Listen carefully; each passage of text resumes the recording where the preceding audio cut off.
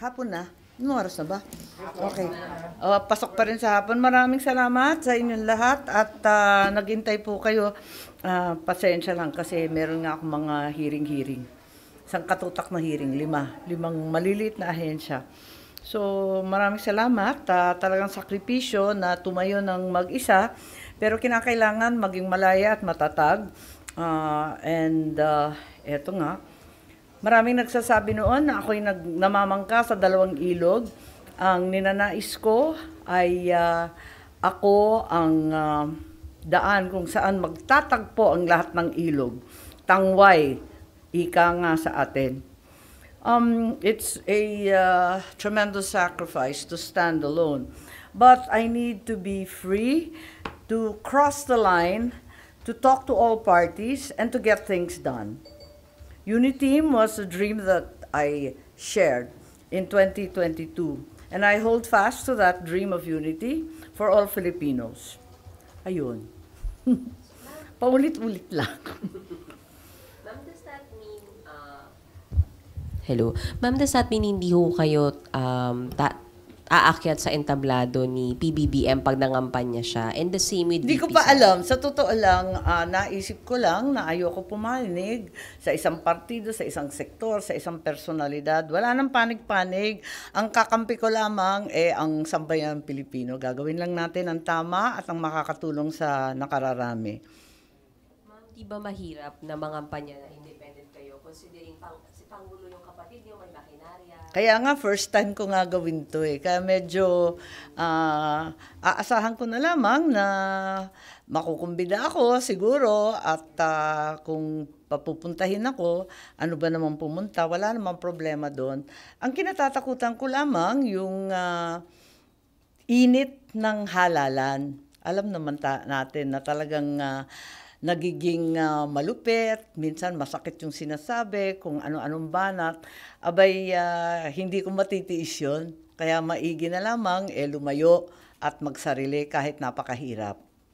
How big was the consideration of VP Sara being your friend? Nakinonsider mo ba yun, ma'am, kaya ka mag-independent? Para na lang walang kiskisan, kumbaga. Ang malaking konsiderasyon, yung sitwasyon ko. Yun talaga ang pinakamahalaga. Kung may dalawa kang malapit na kaibigan at sila'y nag-aaway, kakampihan mo ba yung isa laban sa isa? Siyempre, ang gusto mong mangyari, pagbatiin sila, magkausap sila, at ikaw na ang magiging daan para doon. At kung hindi pa sila handa na magkaisa, mag-iintay ka muna sa tabi. Hindi ka papanig dun sa isa at ayaw na ayaw mo na magkaroon ng alitan yung mga kaibigan mo. Ganun talaga yun. At para sa akin, if I stand alone, I will be able to cross the line. I can cross that line in order to get things done. And that to me is the most important. Is to be able to get things done time and time again. Already, I think I've been successful in firstly being able to shepherd the Agrarian Reform Condonation Project. Nabigyan natin ng mga titulo, nag-umpisa ito kay Presidente Duterte. Naisingit natin doon sa Bayanihan 2, yung condonation ng milyon-milyon na utang nila, mga penalty. Nag-umpisa sa penalty sa interest. Tapos, nung si Presidente Bongbong na kumbinsi naman natin. Kaya't sa palagay ko, ayan na, andyan na yung mga titulo. Kaya para sa akin, tuloy-tuloy lang ang trabaho. Mas mahalaga yun that I am able to cross the line and then I am able to get things done. Yan din po ang nangyari sa ating ayuda. Nag-umpisa yan, ako yung pasimuno niya nung umpisa sa Bayanihan. Talagang pinagpipilitan ko kasi ako yung head ng DSWD na kailangan ng tao ng ayuda. Nagkagulo-gulo nga yung SAP 1, SAP 2, pero napursige natin. And we were able to carry it over after the pandemic in 2022 and it became very apparent that the economy was still struggling to recover and that all Filipinos were having a very difficult time with the cost of living. So nakikita natin na para sa mga programang ito na napakalapit sa puso ko, kinakailangan tuloy-tuloy ang trabaho. Basta magawan natin ang paraan, kausapin ang lahat ng panig. Hindi naman ako mahilig na makipag-away, sa totoo lang. Sasabihin ng matapang ako, sabihin na rin mataray, tanggap ko naman, pero hindi ako pala away. Kaya gusto ko magkasundo lahat at gawin ang nararapat at kinakailangan ng ating mga taong bayan. Ma'am, nakausap niyo na si Pangulo sa iyong desisyon na maging independent? Hindi pa.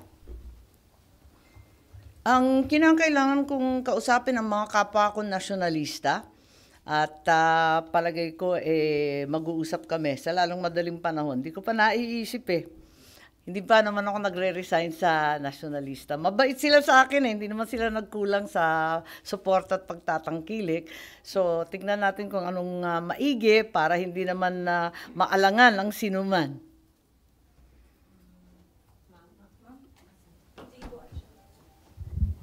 Maglalaban nga rin ho ba yung mga anak nyo ni Presidente sa Ilocos?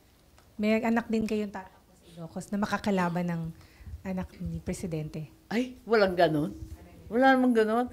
Kailanman, di naman kami nag-alitan o nag-away ng kapatid ko Sa totoo lang. Mahal na mahal namin si Bongbong. Ever since siyang pinakamabait sa amin lahat At saka iisang lalaki yan. Ading ko pa. Kaya hindi naman kami nag-away kailanman, hindi nagkaalitan at hindi mangyayari na maglalaban-laban yung mga anak namin. Si Sandro, magpapare-elect, si Matt, magre-re-elect. Iba naman yung posisyon ng dalawa. Nagkukonsultahan nga sa mga survey at palapit na ang filing. Basta hindi mangyayari na maglalaban mga anak niyo sa Ilocos? Wag naman sana. Yung pinsan ang hindi uso. Aray ko.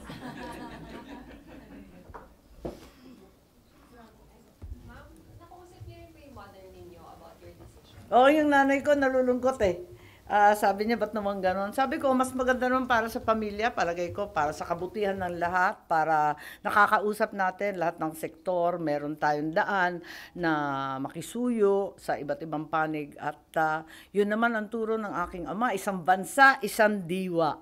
Huwag tayo magkawatak-watak. Tapos, ma'am, nabanggit niyo po na gusto niyo nga po you're able to cross party lines. So, ma'am, meron po kayong plano na mamagitan din po kay VP Sara and sa kapatid niyo? Sa palagay ko, secondary na lang yan Ang akin talaga talagang kailangan na tumayo ng mag-isa para yung tama ang gagawin, wala nang kakampihan at wala nang alitan, walang turuan. Pinipili ko na lamang na yun nga, manindigan na malayak matatag, na walang dapat kampihan kundi ang sambayanan. Pinapaliwanag ko pa sa nanay ko. Sorry, makulit. So, pag na-invite kayo ni Pangulo sa entablado niya, okay lang sa inyo? Okay lang sa akin, tignan natin. Pero alam mo, may tinanong siya sabi niya, kung bahagi ka ng alyansa, babanatan mo ba ako? Di sabi ko, nagpaabot din ako ng message. Siyempre, hindi naman kita binabanatan kahit kailan. Yung mga tauhan mo pa. Yung mga ibang aligan, yung mga nag-aaligid dyan. Sige. Pero, hindi ko naman gawain yan. Tapos, nung umuwi ako, napaisip ako. Hindi naman ako bumabanat sa kanya. Okay, tama na yon. Ang problema, kapag may bumanat sa mga kasangga natin, na sa palagay ko wala namang kasalanan sa atin, may utang na loob pa kami, ibang usapan yun, baka mag-react na ako, hindi ko kakayanin. Baka ako naman ang nagtatatalak sa entablado, magwala doon o mahimatay. Hindi ko alam Baka may dramang ganun Wag na lang. Kaya maigi pa, tumayong mag-isa sa kampanya, sa politika.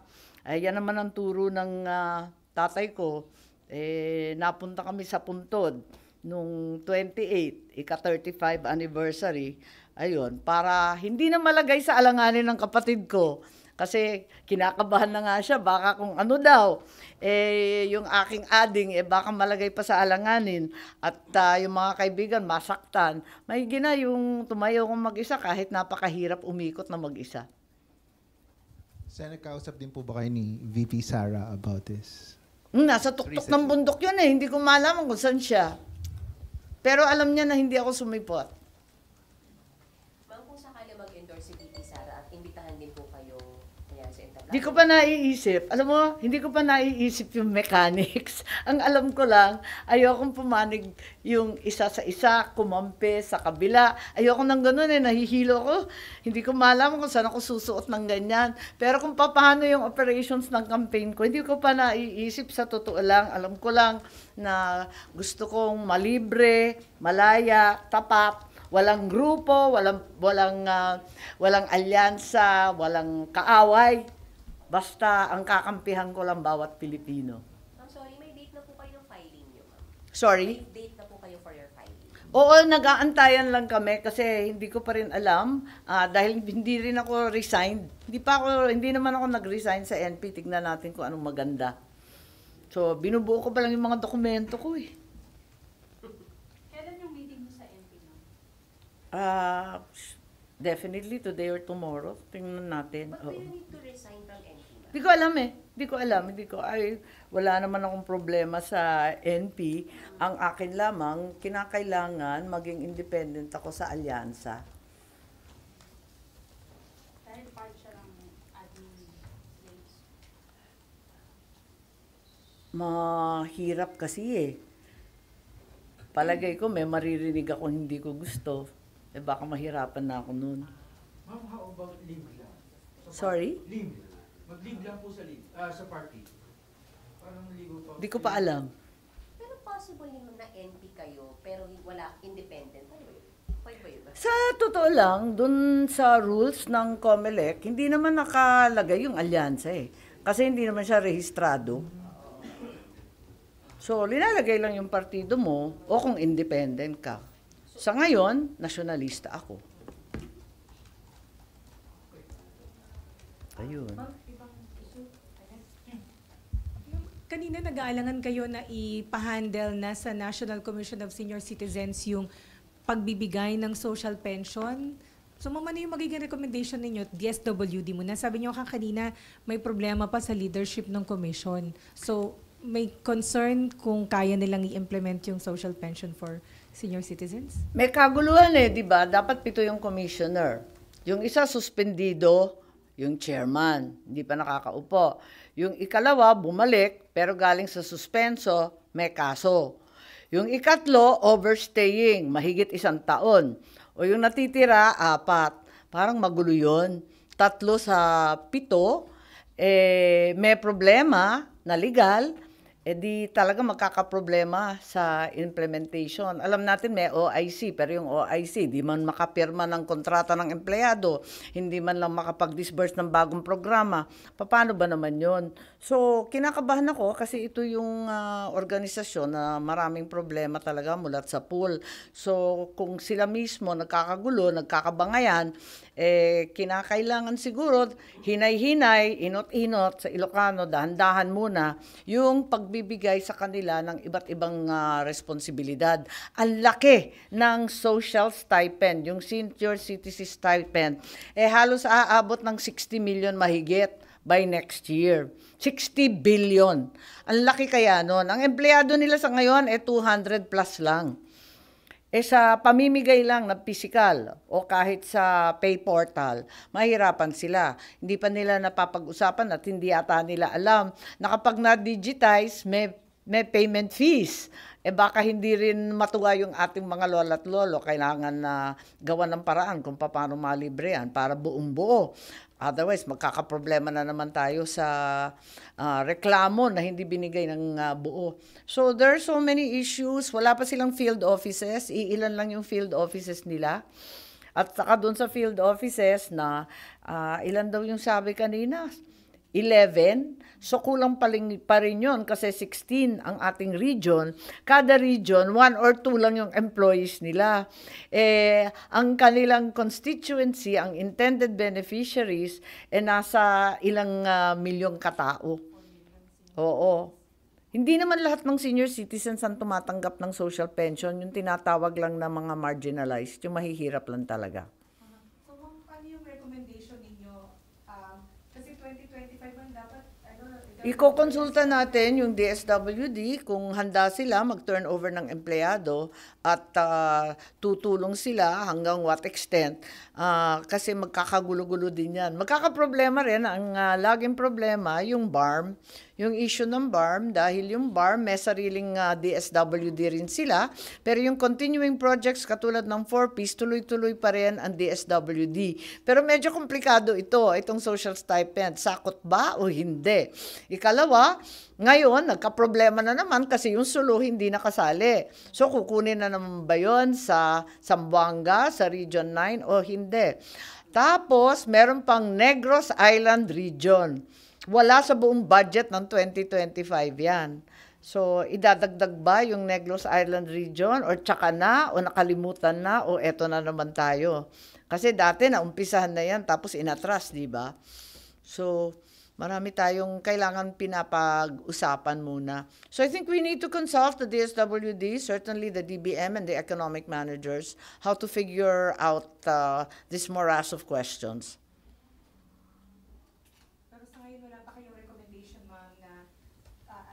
DSWD na muna mag-handle at least until next year?